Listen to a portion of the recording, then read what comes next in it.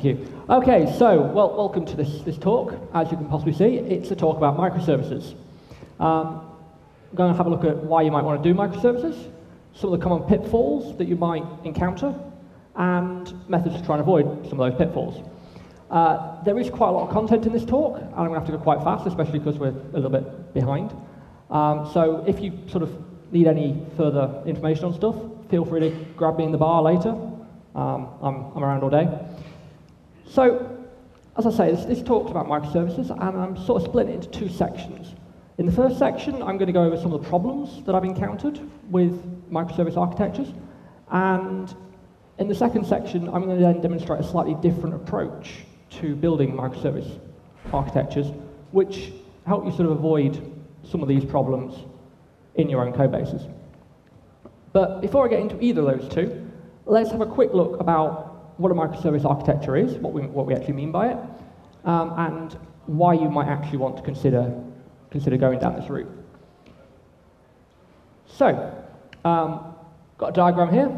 In blue, you can see that's a sort of a traditional monolithic architecture. And then in the yellow, we've got microservice architecture. Okay? The key sort of difference to sort of notice here is the monolith is just one big code base, one data store, whereas your microservices, lots of little code bases, lots of different data stores. Okay?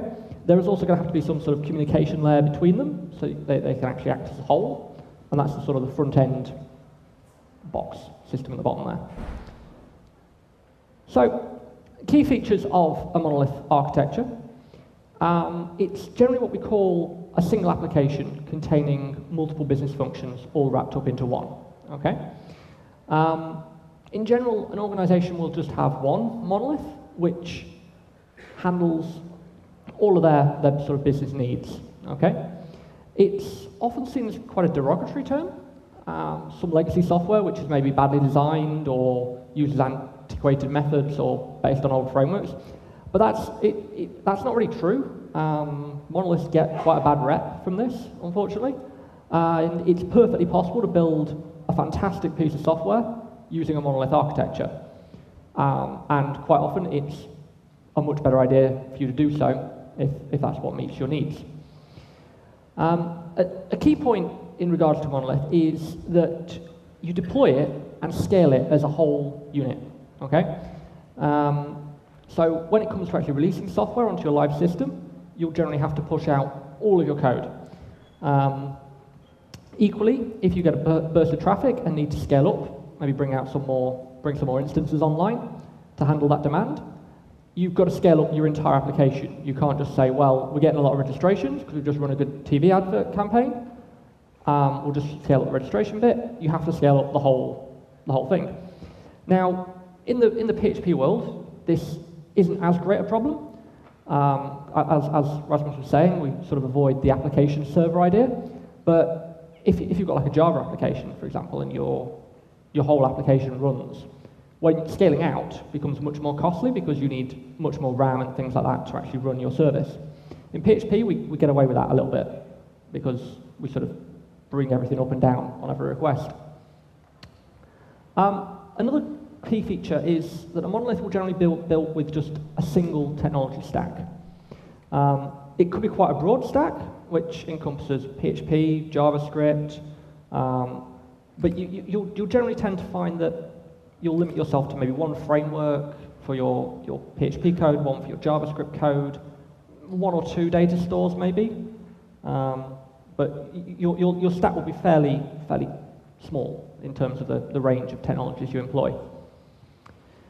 On the other hand, looking at some of the key features of microservices, a microservice should have one responsibility. It should do one thing and do that thing well. Now, if you think about the Unix philosophy, where you have lots of small tools which you can compose into larger pieces of programming, that's kind of the same idea you want to be thinking about with microservices. You've got lots of little small composable units which you can bring together to form a whole. Even though it does have a single responsibility, that responsibility could be quite broad. So you could have a microservice which looks after everything about users. And that microservice should have everything within about users within its boundary. It shouldn't ever have to go off to other microservices to find out information about users. Okay? A microservice should be independent. That is, the function that it's performing in your application should be able to do it entirely inside itself. Okay? There's several ways in which it should be independent. You should be able to deploy it separately to all of your other applications. That means you can scale it separately as well. You should also be able to change its inner workings without affecting any other microservices. If you're refactoring code inside one microservice and you have to change code in another microservice, they're not independent enough. Okay? Microservices are always components of a larger system, so it's really important that each one of them defines a stable API for other services to communicate with it.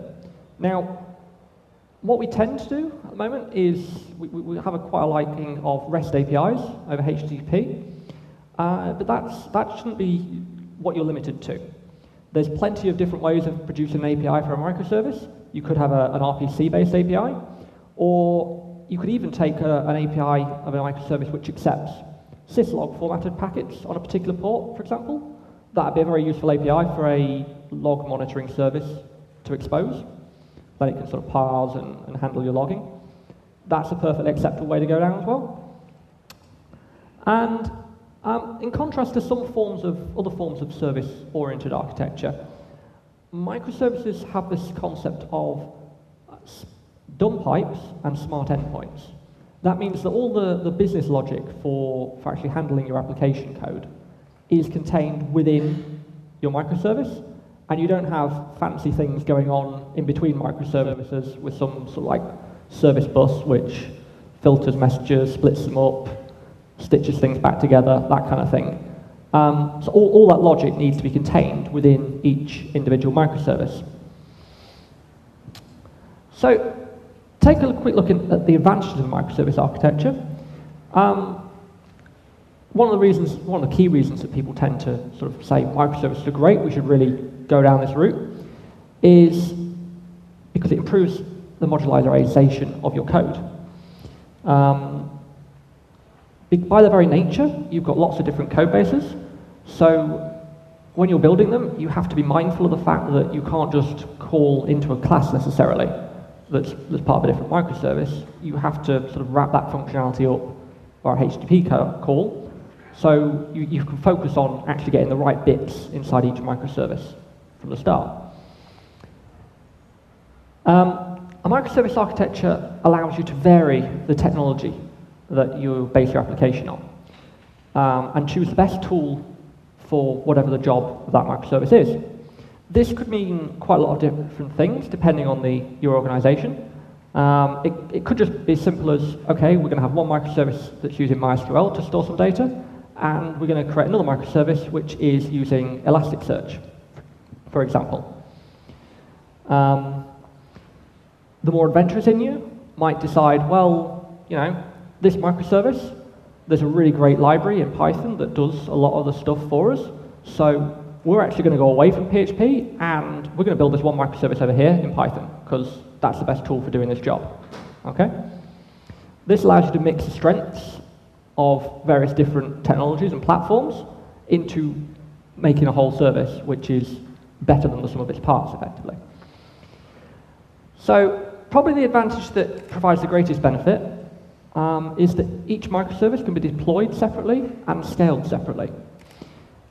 This means if, as I alluded to before, you've got a huge run on registrations following a successful advertising campaign, you can just scale up your user service to cope with the increased load and can save the cost, potentially, of scaling up larger items of your system, such as back-end systems, order processing, things that are just used by staff. As I said, this isn't such a big issue in PHP, but it's still a useful tool to have available to you if you need it. Another advantage you get with the microservice architecture is each of your individual code bases are much smaller. The advantages that presents is obviously quite useful, because if you get a new developer on your team, It's much easier for them to get to grips with a smaller code base, sort of understand everything that's going on, and become productive in your organization faster than if they've got to deal with a huge monolithic code base that's everything's in one place. It also means that if you suddenly decide, this microservice is completely rubbish, right? We wrote it, it was one of the first ones we wrote, we didn't really know what we were doing, the requirements have changed, to throw it away. It's a small unit of code. It shouldn't take you that long to rebuild the whole thing from scratch, okay? So there's much less of we'll just throw that away, and we'll rebuild it. Some of the disadvantages, of course, there are always trade-offs when you're adopting different types of architecture. The first is probably availability. So consider you've got a monolithic system, and you manage to get an uptime of 99.7%. That equates to about 1 day per year of downtime. It's quite good if you can get to that sort of level. So what happens if you have 10 microservices, and each one of those has a 99.7% uptime, the same you managed for a monolith? Well, it turns out that actually that means that in total, over the entire of your platform, you've got 10 days of downtime, 1 per microservice, which means that there are potentially, in the worst case scenario, 10 days when your system isn't functioning at full capacity. So one of the key things you need to get right when you're building microservices is dealing with the failure of one or more of them and trying to stop that from having a knock-on effect on the rest of your microservices. Because otherwise, you've just taken your 1 day of downtime per year, which is probably pretty good, and you've made it 10 days, which is less good, shall we say. A somewhat under-advertised disadvantage of a microservice architecture is knowledge siloing. So what this is imagine that you've got one developer, Mike, and he always deals with the user's microservice. He's an expert in it, and every time there's a problem with it, every time there's a new feature, Mike does it. Okay? But then Mike leaves your organization and moves on, or even just takes a day off, and there's a problem. And nobody else in your organization knows how to deal with the user. I mean, people know PHP so that they can sort of pick it up, but they've not got that sort of rich level of domain knowledge about why things have been done the way they are, how things work, and how to debug things effectively. So it's really important, if you do go down the microservices route, that you sort of move people around and make sure that you've got many developers that can work on each different microservice, just in the event that 1 or 2 of them take a day off, or maybe come to a conference, for example, and you need something done. Testing can be quite an issue in a microservice system. Obviously, if you're testing a regular system, you can have your unit tests, and then component tests, maybe some bhat tests on the top, some Selenium tests go end to end. Now, if you've got a microservice system, you've also got a lot more sort of testing to do, because once you deploy a microservice, you need to know that it works with all the other microservices you've got. So you've got to have another layer on top of that to sort of test the communication and test all the error cases. What happens if a microservice falls over? Does this other microservice deal with it properly? So you've got a lot more test cases to consider to actually make sure your system is robust. Orchestration is another kind of disadvantage. If you've got a monolith application, you're probably going to have a set of application servers that are running PHP. You've got a set of database servers, probably all running MySQL, maybe Postgres, maybe a Mongo server somewhere. You've probably got 3 or 4 different configurations of server to manage throughout your whole application. Okay? That's quite straightforward. It's quite a simple problem to solve. When you've got microservices, on the other hand, you've got potentially lots of different application servers that need slightly different requirements, slightly different PHP extensions installed, or maybe like one of your microservices needs a binary installed for it to be able to produce PDFs. So you need to take care of that. So you've got lots of little variations in configuration, and you've got to manage all of that. Furthermore, if you've got 10 microservices in a stack, which are all communicating with each other to do their job, they need to know how to find each other. Okay? So you need to have some sort of service that says, okay, I need to talk to the user's microservice. What IP address is it listing on? Okay, how do I get to it? And you need to take care of that in your production system and also in development. So there's a lot more sort of work that needs to go into handling orchestration. You'll find tools like Chef and Ansible for sort of automation, or even Docker, absolutely indispensable if you're moving towards microservices. So, one thing I haven't touched upon yet is from the title of this talk, the distributed monolith. So, this is a kind of a term which I'm using to describe a service which initially looks like microservices. You've got lots of little code bases all over the place, lots of little things doing different things. But it's actually a monolith in disguise. Okay? What is so wrong with this is that over time, you start out with all the nice advantages of microservices, small code bases, easy to scale. But over time, you start to pick up all the disadvantages of having a monolith system, having dependencies between things and things falling over randomly. So this next section is going to sort of have a look at some of the warning signs that you might actually be building one of these distributed monoliths and what you can do about it. Don't panic, okay? You may feel, after listening to this section of the talk, that microservices are a hugely bad idea. But a lot of the issues that are in this section, I've picked up from lots of different organizations I've worked with. They weren't, thankfully, all inside the same code base. Okay? So the first, probably the most common mistake I've actually seen is the common library. Okay? So let's have a quick show of hands. Is there anyone already actually doing microservices at the moment? A few of you. Okay, how many have a common library? Not so many. Oh, one or two. Okay, thank you for your honesty. So this does crop up quite a lot, and the reason for it becoming such a common mistake is because of the way it comes about.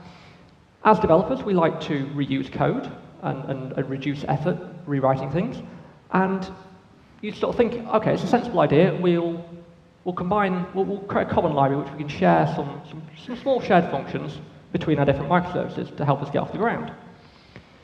But this library ends up growing over time, and every time someone writes something that needs to be shared between more than one microservice, it just goes in the common library because that's the place for it. The effects, the downsides of having this also take a long time to creep up on you, and what originally sped up your development actually starts to slow you down. When you start to build up a body of code inside a common library, microservices start to lose that independence from each other. It initially starts like a minor inconvenience when implementing a feature in a microservice. You also have to make a change in the common library, which means to edit a Windows open, to pull request, code review, etc. But pain becomes really apparent when you make a change in a microservice and a corresponding change in the common library. All the tests are green, you deploy your code out live. A week later, you make a change in a different library, you deploy that out live, and suddenly it breaks. The change you made in the common library is actually breaking a completely different microservice for some completely unrelated reason. Okay?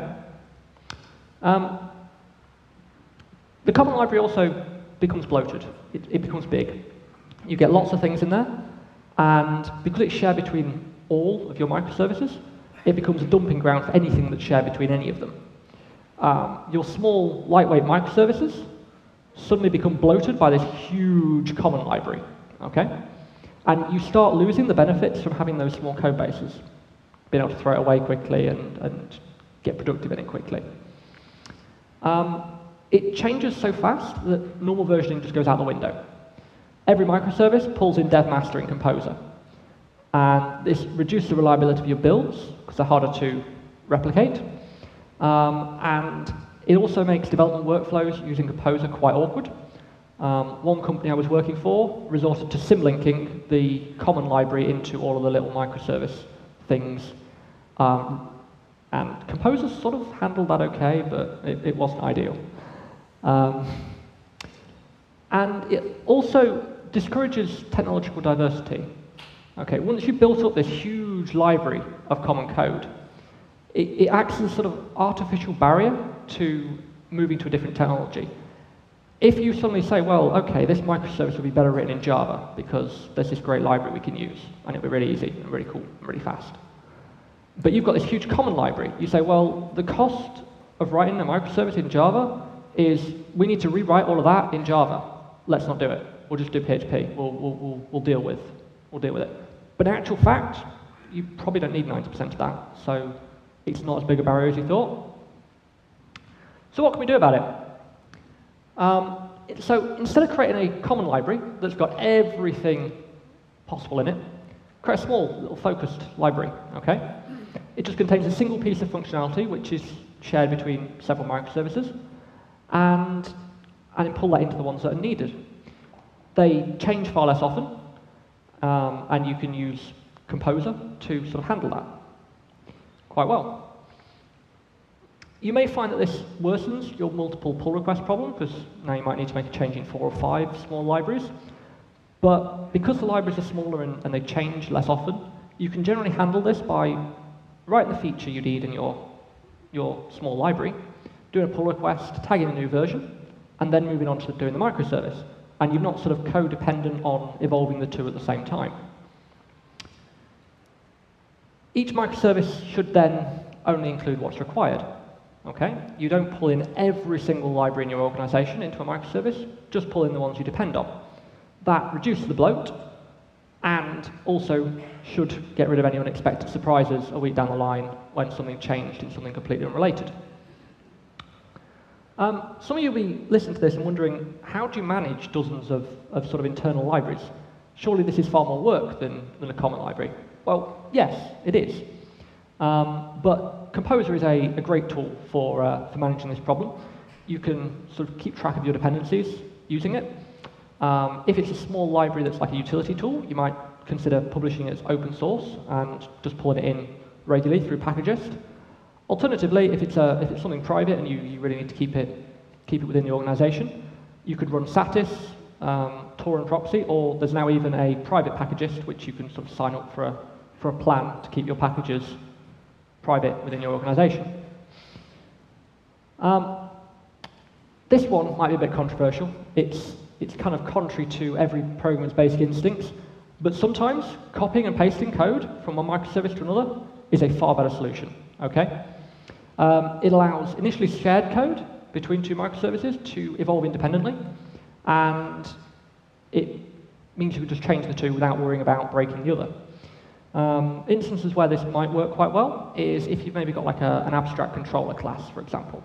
That works quite well, copy and paste it, because eventually the 2 are going to diverge, or you're going to start putting methods into the abstract controller which aren't related to certain microservices and things like that.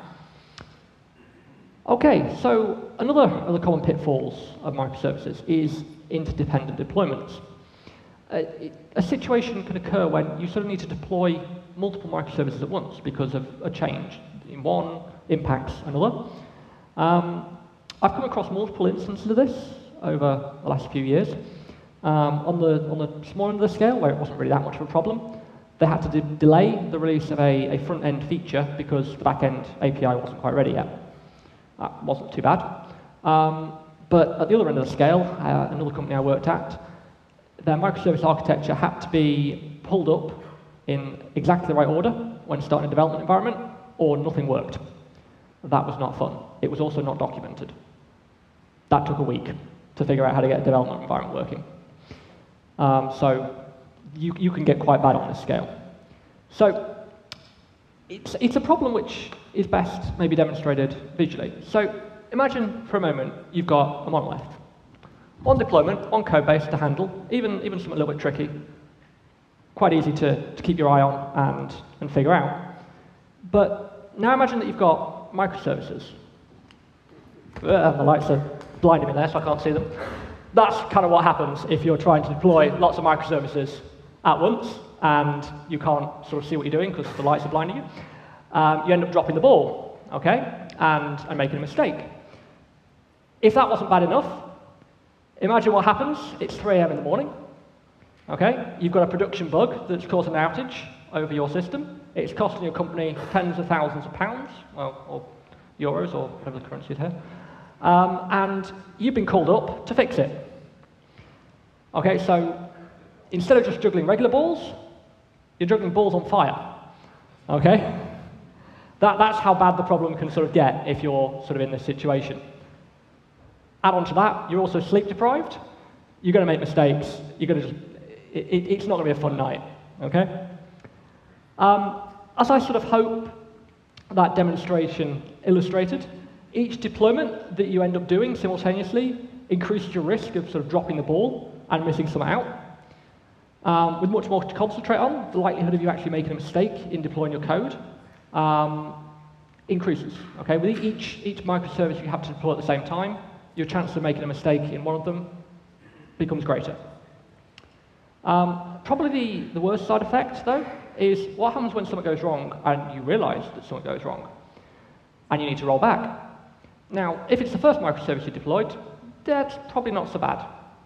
Okay? You can just roll it back and it's okay. But what happens if it's one in the middle or the last one? All the others went okay, but that last one, there's a problem with it, you need to roll back. But now you need to roll back not just that one, but every other one before it. Okay? So you've got juggling, but in reverse. Okay? So what can we do to sort of solve this problem? Probably the first one is API versioning. Okay? If you have a change in one microservice that might impact another, if you've got a versioning scheme, what you can do is you can make that change and you can bump the version number from 1 to 2. And your microservice that depends on it can just continue using version 1 until you have time to upgrade it. Okay?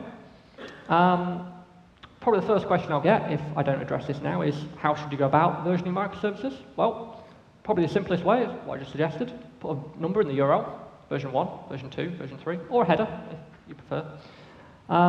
Or you could perhaps go for a slightly more verbose scheme, such as semver, and actually semantically version your APIs. Another scheme that I've seen used quite successfully was one where people deployed version 1 in a Docker container, and they left it there. And when they deployed version 2, they just deployed it in another Docker container alongside. And then they used their orchestration system to say, OK, you need to talk to the user's microservice. Go to version 1, it's over there. Oh, you've been upgraded now. Version 2, it's over there. And the orchestration took care of directing each microservice to the correct version of the microservice that it could talk to. That's another option. Feature flags. Obviously, there can be times with even the best design versioning scheme that you may be implementing in the first place that you need to deploy things that are dependent on each other. The best way to do it, if you have to, is with a feature flag. That means you can deploy out all the code, get it on running, make sure it's working perfectly fine, and then with a single click of a button, you can flip that flag across your entire server architecture and turn that feature on for all of your microservices. This decouples your deployment from your actual code release. And it means that if something goes wrong, well, you can just flip the feature flag back off again. Okay? The final tool you have in the box to help you against deployment coupling is automation. The more automated and easy your deployment is, if you've just got to click one button to deploy a microservice and one button to roll it back, you're going to be in a much better situation than if you've got to log into, SSH into each of your servers, pull the code, check out a new tag, then run all the database migrations and clear the cache, and you get the idea. If you've got to do all that, and then you've got to do it in reverse to roll back, you're stacking up problems. So up until now, the pitfalls, the previous two, they're quite easy to avoid and can be worked around with quite good tooling, and they're not going to cause you a huge, huge amount of pain. You can deal with it. This next item is probably the most damaging thing you can do in a microservices architecture. This is an example. So consider a ticket booking application. Okay? A user wishes to purchase a ticket, so they submit to your front end a form with their credit card details, the number of tickets they want to buy, the event they're buying it for. And then the server application then goes and makes a REST call to the user microservice to check the login, to the ticket microservices to check availability, to the fraud microservice to make sure that card details are real and not stolen, payments microservice to take payment, tickets microservice again to record the tickets as sold so you don't sell them to someone else, the accounts microservice to log the sale for your accounting purposes, loyalty microservice to give them some loyalty points, the email microservice to send a confirmation email. Wow. Okay. All that in one request. That is a huge distributed monolith. Okay. The first thing you're going to notice if you've done that is your performance is going to slow to a crawl. It's going to be really slow making all those network calls. Even if your microservices individually are quite quick, the overhead of setting up a network connection, tearing it down, waiting for the response, huge. If you're calling methods in a different class in PHP, you're measuring that time taken in microseconds. When you've taken a network call to another microservice, you're measuring it in milliseconds, or even tens and hundreds of milliseconds. That's up to 100,000 times slower. Okay? That's the kind of bottleneck you could be putting into your application. This also tends to creep on you slowly. At the first place, you were just making one call to one microservice, it was fine, it was fast. Then you added another one in, it slowed down enough, but not enough to notice. However, I was working on an application a couple of years ago, which was making so many calls to its back-end API, certain pages on the front end took 15 seconds to load. Yeah, we refactored that. In the previous example, everything happened synchronously. So each server had to wait for a response from another service before it could continue processing a request. So just a single process failing in that can bring your entire application to a juddering halt. Okay? If one of them's overloaded and slow, everything else slows down. And also, what happens when something fails? The number of failure scenarios in that situation grows exponentially for the number of microservices you need to call. That means that with every additional service call, there's lots of things that can go wrong. You could make a call, and the business logic could fail. You could say, well, there's no more tickets available, 400, bad request. Okay?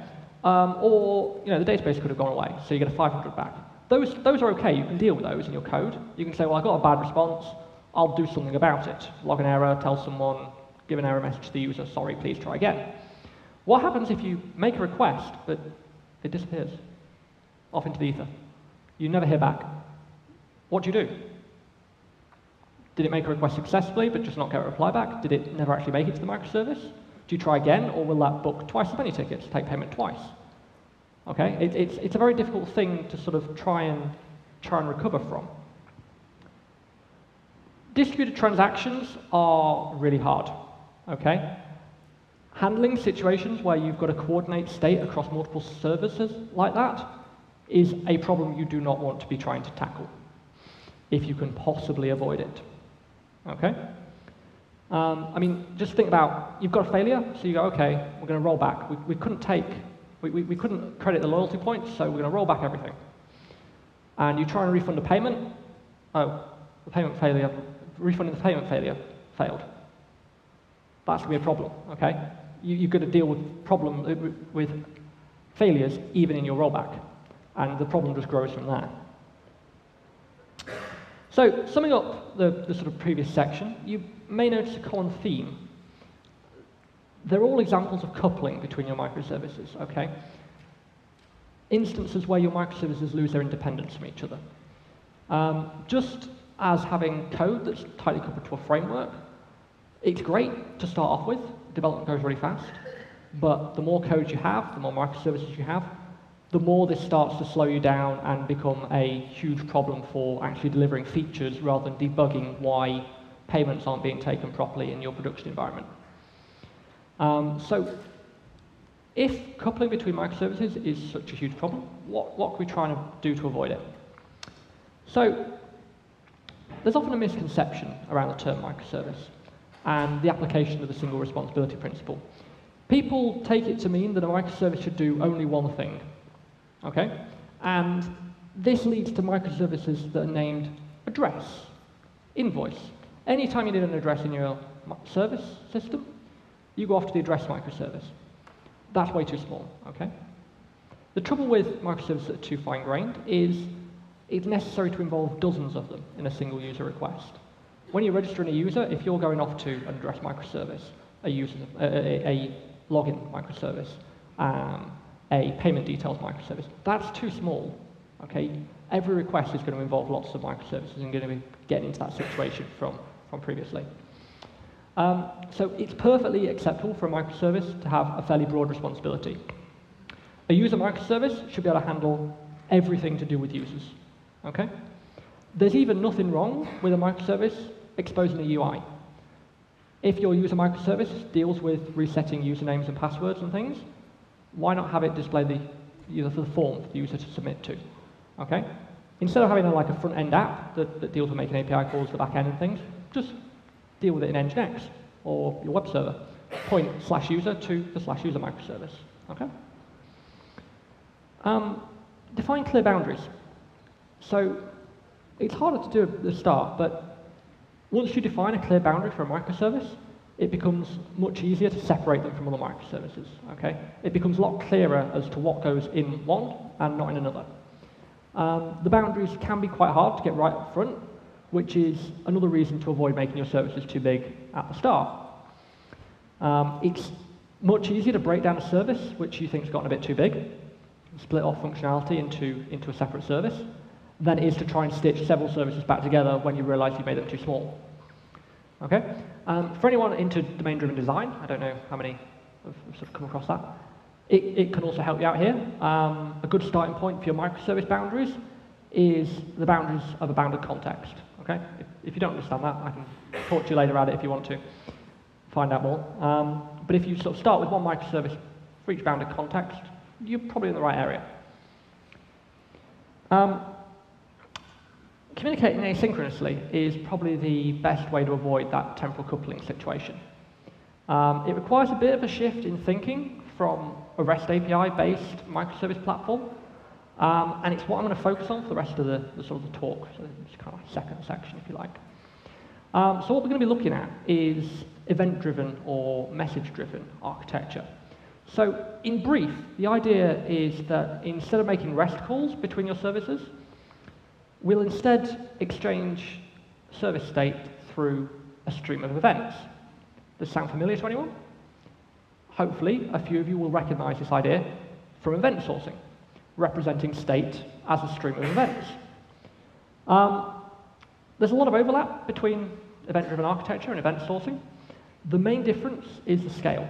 So with an event source system, you have events inside models that drive the internal state of those. With an event-driven architecture, zoom out. Instead of moving events between entities inside your system, you're publishing events to the wider world and sharing them between different microservices. Now, it isn't necessary to be doing event sourcing in your microservices to use event-driven architecture. And even if you are, you're going to be exposing a different set of events to other microservices than the ones that you're actually using internally. But it does sort of help to have a basic idea of what event sourcing is. So a quick recap for anyone who isn't familiar. This is a traditional relational database model of, we've got a customer table, orders, line items, etc. Sort of fairly familiar to most of you. We have tables which store line items, customers, etc. And your app updates, deletes, and inserts as a customer progresses through the order. In contrast, this diagram represents the same system using an event source model. You have an event for an order created, an item added, another item added, one removed, updated, and finally a checkout event. The system's using events to keep track of the state. You can sort of probably see that this is you get the same end result with both systems. You've got an order that you can ship to a customer, but the way of actually getting there is somewhat different. In reality, if you had this as an event source system, you'd probably only want to surface that last event to the wider world to say, hey, the user's checked out and order's been placed. Other services you might need to know and do something about this. The shipping microservice might need to do something, etc. Okay? So this is sort of, if we zoom out and have a look at our our ticket ordering service. This is sort of what it might look like. Each microservice is connected to an event bus, and whenever a microservice processes some user input which causes a change that you think is important to broadcast to the wider world, you push it onto the event queue. And that means that any microservice that is interested in events coming from users registering can listen out for user registration events and do something about it. Okay? A few other bits that we're going to need to sort of take a look at from event sourcing to sort of handle this stream of events. One of them is projections. Okay? So a projection is effectively just an event listener, which listens for events coming in off that event bus and turns it into something that your application wants to use. So this could be a document that represents an order in MongoDB. It could be some records in Elasticsearch to provide searching, or maybe some relational database tables storing some accounting information. Okay? It effectively turns events into state. Okay? Now, projections need to be able to recover after downtime. So if a microservice goes offline for a while, perhaps when you're deploying a new version or there's some bug that you've needed to take offline for, it needs to be able to catch up on any events it's missed. Okay? It may be possible, depending on your queue's implementation, for the queue to just say, well, okay, there's nothing listening at the moment. I'll just store these messages and wait until it gets back. That might be okay for small, maybe network outages. But if you've got larger downtime, if you're doing a major migration or something on a microservice, you might need a slightly more robust option. And I'll go into some of the options in a few minutes. An important feature of projection is that you can throw it away. You can throw away all that data, and if you replay that stream of events back through your projector, you get the same state back out of it at the other end. Okay? This means if you change requirements and suddenly need to capture more information that's coming in off the event bus, you can rebuild your projections and get a better state out of it. You'll also need to sort of handle bugs and things like that. So if you've got a bug in your projector, you can replay your events once you correct the bug to get the correct state back in your database. Another thing you might need if you're building an event-driven architecture is a process manager. So in contrast to a projection which creates a read model from a stream of events, a process manager is there to handle business logic. This could be as simple as sort of sending an email to accounts when an invoice is raised for £1,000, or could be a more complex and evolved process which involves new events actually being published to the bus. The best way to think about a process manager is it's a state machine. Okay? For any business process, receiving an event causes a transaction into a new state. Consider a referral scheme. Okay? Refer 3 friends and get a £10 voucher. You have a state machine that says, well, we've received 1 referral, 2 referrals, 3 referrals. Okay, send an email with a voucher. That's the kind of thing you're thinking about. Obviously, a more complex example might be if you're shipping out an order. That might be a huge step to go through. Projections are generally very easy to replay, especially if they're only based on events which you're receiving and not on any that are internal to your microservice. Process managers, on the other hand, are much more complicated. You will need to handle replaying much more carefully. As it can produce changes in other areas and new messages, you're probably best off not replaying them at all. So the best way to handle event replays is outside of the usual queue of events. First, the best way to implement this is probably with an endpoint on your microservice. If you log like a message ID, an incrementing number, or a timestamp on each message, each microservice can say, well, the last one I received was event number 7. So when it's been offline, it can go off, hit the endpoint of the microservice that it cares about and says, I've been offline, can you give me every event that's happened since event number 7? And it can respond. Equally, when you're replaying events, it can just say, well, I'll forget about my number that I'm up to, give me every event since event number 0, and you can replay them all. Okay? Some of the advantages of the event-driven architecture is it allows you to decouple your microservices from each other. Microservices can focus on performing their role and telling each other about what they've done, but not relying on other microservices to do anything else. Okay? Such a system allows for small amounts of microservice downtime without hugely affecting your front-end users. Okay? Another key advantage to the event-driven architecture is it scales well. Okay? It reacts to spikes in activity quite well because you just process the queue as fast as you can and listen for more messages. If you've got a new application to deploy, for example, you don't have to worry about the impact on other microservices availability because you're just another listener on the queue. Following on from the previous point, it's easy to change.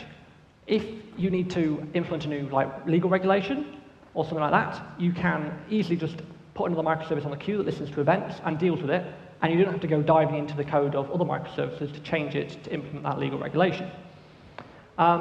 You no longer need any distributed transaction logic. Handling rollbacks and features becomes just another event on the queue. Even in the worst case, and you've already marked some tickets as sold, for example, you can just raise an event to get a customer service representative to call your customer and resolve the problem. A much better thing than sort of having a half rollback transaction that you might have had before. Okay, so we've taken a brief look at how microservices and monolithic architectures differ, why you might want to use both of them. I've also covered some of the common mistakes that people make and how you can avoid these mistakes yourself. Finally, we sort of took a look at how we can use asynchronous events between microservices to further improve that. I realized that was quite quick, so if anyone wants to sort of catch up with me later, we can sort of go into that. I'm now going to go through what I think are the key takeaways from this talk and things to consider if you decide to go down the microservices route yourself. So, every architectural decision involves trade-offs. The important thing to take away from this talk is to know what your trade-offs are and why you're making them. Okay? That allows you to make an informed decision about the costs and the benefit to the problem that you're trying to solve. Okay? Some of these trade-offs are clearly worthwhile. Others may be made because when you're very close to a problem, you've gone down a route and you're thinking, right, how do I solve this problem? How do I solve it? And it's one, then the next. And nobody just stays to step back and have a look at the problem as a whole and say, well, what's changed and can we do this in an entirely different way? Okay? The choice between a monolith and a service-based architecture is no different. You need to know what the trade-offs are, what problem you're trying to solve, and how it helps you. Okay? This is a point which bears repeating. Start big. That should probably be bigger on the slide, really. Microservices are named because they're micro in comparison to a monolith. It's not a judgment on the specific size of a service. There are things around on the internet that says, oh, a microservice should only be 100 lines of code. Rubbish. Okay? A microservice is just a small service which does a job. It's always better to start off with a big microservice and split it down as you learn more about your problem and can make better decisions about where the various boundaries in your system are. If you already have a monolith, that's an excellent place to start. Okay?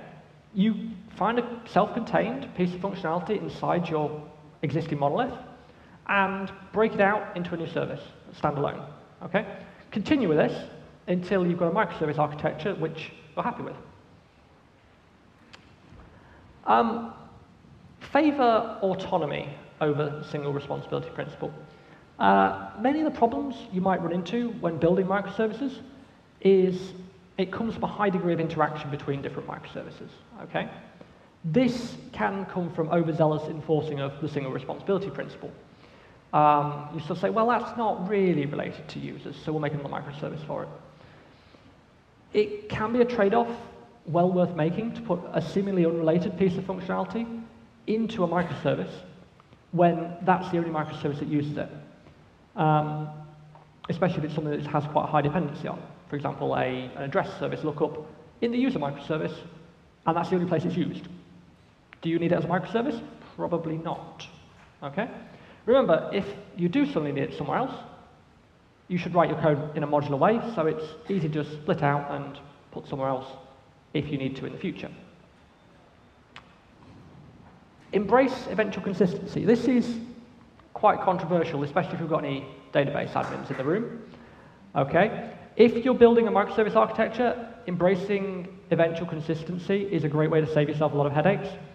The real world is eventually consistent. Okay? If your stock application tells you you've got 10 TVs in stock, so you sell 10 TVs, and you go into your warehouse and someone's stolen one, you've only got 9 TVs in stock, okay? You've oversold. Your computer system did not know that someone stole a TV because they didn't check it out. There's no way you can deal with that problem. You just have to deal with that as a business process. Embracing that fact and the fact that you will sometimes oversell products in your code allows you to solve problems in a lot more elegant way, okay?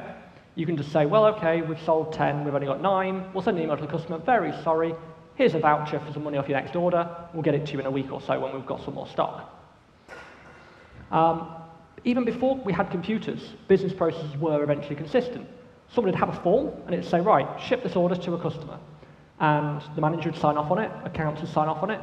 It'd sit on someone's desk for a few days, and then it'd go to the next person, okay?